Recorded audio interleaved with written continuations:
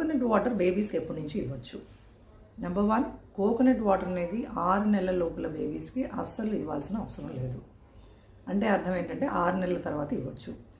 6 నెలల లోపల బేబీస్కి coconut water మాత్రమే కాదు, ఇక ఏ ఇతర ద్రవ పదార్థము లేదా లిక్విడ్ ఇవ్వాల్సిన అవసరం లేదు. ఎండాకాలం కదా, బేబీకి దాహం వేస్తుంది అని మంచినీళ్ళు కానీ, ఖర్జూరం నానబెట్టిన నీళ్ళు కానీ, బార్లీ వాటర్ కానీ, కోకోనట్ వాటర్ కానీ, ఏ లిక్విడ్స్ కూడా చంటి పిల్లలకి 6 నెలల లోపల ఇవ్వాల్సిన అవసరం లేదు. మొదట ఓన్లీ 1-2 చెంచాలతో మొదలు పెట్టాలి. అంటే మీరు రైస్ వండినప్పుడు దాంతో 1 చెంచాడు కలిపి పెట్టచ్చు. అలాగే వెజిటబుల్ ప్యూరీ కానీ ఫ్రూట్ ప్యూరీ ఇస్తున్నారనుకోండి, అందులో 1 చెంచాడు కోకోనట్ వాటర్ వేసి పెట్టచ్చు. సో రోజంతా కలిపి మహా అయితే 2-3 చెంచాలు కోకోనట్ వాటర్ వాళ్ళకి చాలు. వయసు పెరిగే కొద్దీ అంటే దాదాపు 8 నెలల నుంచి 12 నెలలు వచ్చేసరికి రోజంతా కలిపి 1 టీ కప్పుడు కోకోనట్ వాటర్ ఇస్తే సరిపోతుంది. అది కూడా అవసరం ఉంటేనే.